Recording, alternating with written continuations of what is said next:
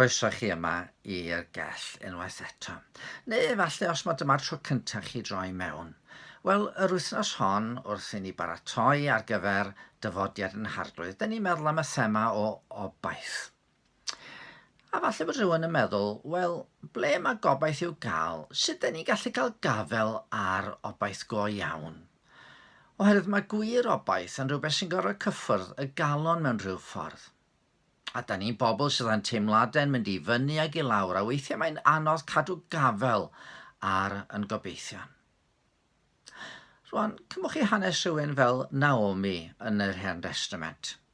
Dyma chi rhywun oedd yn ei chael anodd meddwl yn bositif am fywyd oedd o'i blaen hi.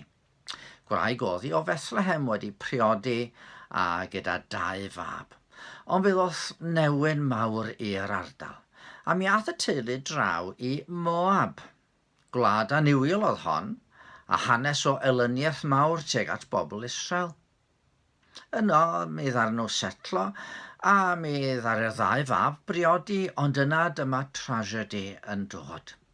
Fe fe farw i gŵr yn gyntaf, ac yna fe farw i 2 fab, gan adael Naomi yn weddw a diamgeledd, a hynny fel estrones mewn cymdeithas lle byddai'r wraig fel arfer, ond yn gallu cael diogelwch trwy fod yn briod ac mewn teulu.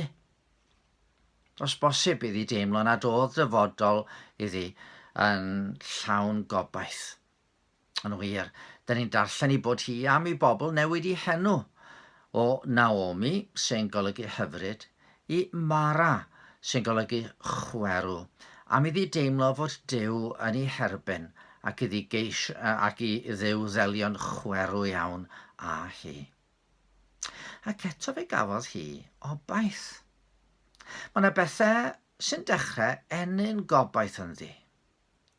Fe glywodd hi enghraifft fod y newyn yn Bethlehem wedi pasio ac felly dyma godi i fynd yn ôl yno.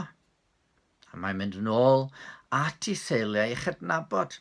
Ystyr Bethlehem wrth gwrs ydy tŷ bara.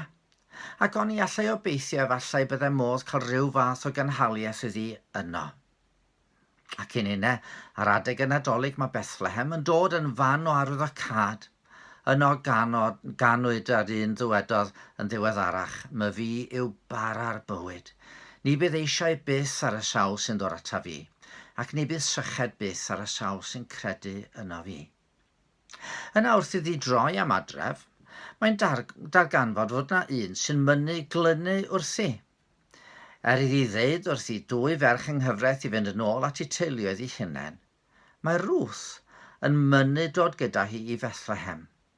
Mae ceiriau Ruth yn arbennig iawn yn tydyn nhw. Paid am hanogaeth adael na throi nôl o ddiwrthif. Oherwydd i ble bynnag yr ei di fe a finnau, ac ym ble bynnag y byddi di'n aros, fe arhosa finnau. Dy bobl di fydd fy mhobl i, a ddiw di fy niw unau. Lle byddi di farw, y bydda finnau farw, ac yno ymcleddir. A hithau, Ruth wedyn yn mentro allan i loffa y meisydd Bethlehem i gael rhywfaint o fwyd i'w mam yng nghyfres. Ie, cyfaill oedd yn glynu. A dyna welwn ni wrth i ni droi at yn hareglwydd. Does gan neb gariad mwy na hyn, meddwl fo, sef fod rhywun yn rhoi i einioes dros i gyfeillion. A dyna nath Iesu. Ni ddaeth mab y dyn i gael ei wasanaethu, ond i wasanaethu ac i roi ei einioes yn brydwerth dros lawer.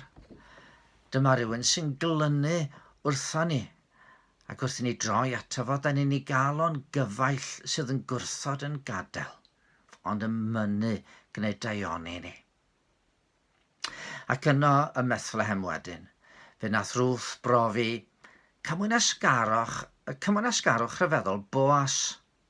Rwan mi oedd Boas yn perthyn iddi, a dyma fo yn cymryd rhan y brawd fydde yn gofalu am deulu fydde wedi colli gŵr, wedi colli cynhaliaeth. Doedd Boas ddim yn frawd, ond oedd yn perthyn mewn rhyw ffordd. A dyma fo yn dangos gofal yn gyntaf dros Ruth, pan ddoth hi i'w faes o'i loffa, dyma fo'n gorchymyn i'w weision i beidio ei rhwystro'n a'i blino hi. Ac yna, Mi nas o gymryd cyfrifoldeb dros yr wrth. Dyma fo yn ei phriodi hi. Dyma fo'n ei phriodi a rhoi etifedd iddi hi. Etifedd fyddai yn daid i Dafydd. A hwnnw'n y pen draw yn arwain at y Meseia, mab Dafydd. Fyddai'n waredwr y byd. Do fe ddyffrodd gobaith Naomi. A fe ddos hi i le mor ddiogel, achos bod Dyw'n dda. Ac wrth i ni glywed am y baban o Bethlehem, ddos yn waredwr y byd, da ni sylweddoli fod o yn cymryd rhan y brawd mawr. Mae'n dod i ofalu amdano, mae'n dod yn waredwr i ni gael yn cadw'n ddiogel ac i ni gael yn galw yn blant Duw. Ie, yng nghanol amgylchiadau bywyd, mae pethau'n yn troi ni weithiau i gofio fod Duw yn dda. Ac wrth i ni droi at yr arglwydd Iesu ac edrych arno fo, wedyn mae'r bendithion da ni'n cael o ddydd i ddydd yn troi yn bendithion tragweddol.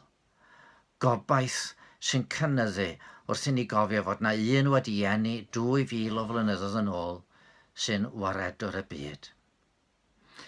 Heddiw, edrychwch o'ch cwmpas, gwelwch y pethau sydd yn bositif ac yn gadarnhaol, a gadwch chi rheini eich cyfeirio chi at yr un sydd yn ymgeledd perffaith i bob un ohono.